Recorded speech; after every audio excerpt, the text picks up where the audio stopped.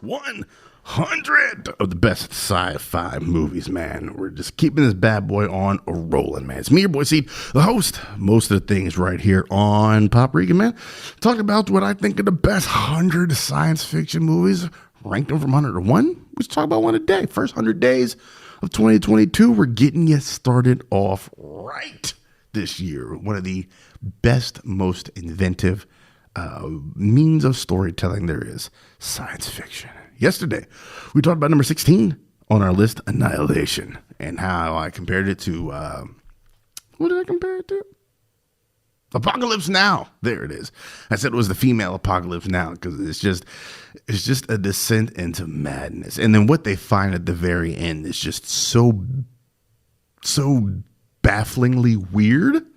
Like, he just goes full sci-fi, Alex Garland does.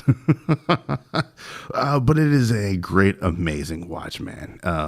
Like I said, it's a phones off movie. Turn your phone off, put the kids to bed, no drinks, because you need all your wherewithals when you watch that movie, and check it out if you haven't. Today we're talking about number 15 on this list, Dune. The very reason that this entire list got pushed back a year is because I wanted to put this on the list somewhere. I knew it was going to be on this list somewhere, and now we have finally gotten to it. The newest movie that is going to be on this entire 100 list is Denis Villeneuve's Dune, man. Tagline, Beyond Fear, Destiny Awaits. A+. A+ on that tagline. Paul Atreides, a brilliant and gifted young man born into a great destiny beyond his understanding, must travel to the most dangerous planet in the universe to ensure the future of his family and his people.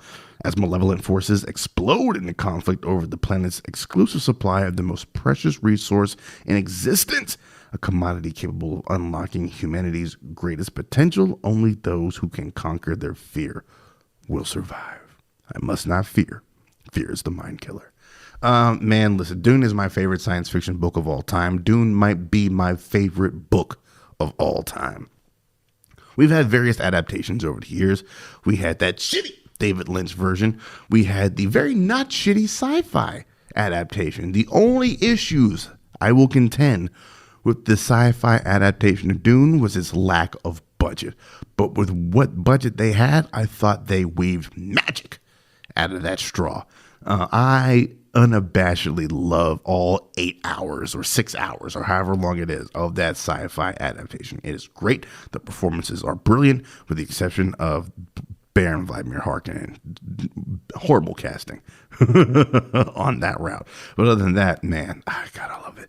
So, we come to this. It's announced that the dude who did Blade Runner 2049, which if you know me, you know my love of that movie, starring one of the hottest actors of his generation currently, Timothée Chalamet. They're doing Dune, and it's going to be 2 parts. I was all in from the beginning. And then as more and more people got announced in the cast list, man, Rebecca Ferguson, Oscar Isaac, Brolin, Stellan Skarsgård, Batista, Stephen McKinley Henderson, shout out to North Carolina, Zendaya, Charlotte Rampling, Javier Bardem, Momoa, David Malchian, the Polka Dot Man. It just, my hype got bigger and bigger and bigger. And seeing it on the big screen, on an IMAX screen, is one of my preeminent favorite film-going experiences of my life. What Denis does technically is nothing short of amazing perfection. I think he captured Arrakis. He actually captured Caladan very well, but he captures Arrakis in just the most bleak wasteland, crippling, harsh conditions. How he lets Paul's journey go about its day, how the Lady Jessica interacts with that journey. I think Oscar Isaac should have gotten nominated for Best Supporting Actor for his part in all this. Like, everything is just damn near perfect in that movie, man. And his runtime is just deliciously meaty. It's a good one you need to sit down and get lost in for a while. I absolutely love everything about this movie. I thought Hans Zimmer was a fucking madman on that score. It works wonderfully with Dune. There's the cinematography. This is one of the maybe top 10 most beautiful movies ever made, I think, ever put on film. I would put it right up there with 2049, with Mad Max Fury Road, maybe Assassination of Jesse James by the Count Robert Ford. It's the beginnings of an epic. I know a lot of people are calling it, oh, it's just a half a movie. No, it's a full movie that tells a half of a story, is what it is. And I really think that when we get part two next year, next year when we're due to get part two, I think a lot of people are going to go back and look at part one of Dune and realize just how fucking good it is. And I cannot wait to do a double feature of Dune part one and part two. I think it's going to end up being one of the best sci-fi epics put to screen, because it is adapting one of the best sci-fi books of all time. So, props to Frank Herbert, and you don't get all the props, Villeneuve.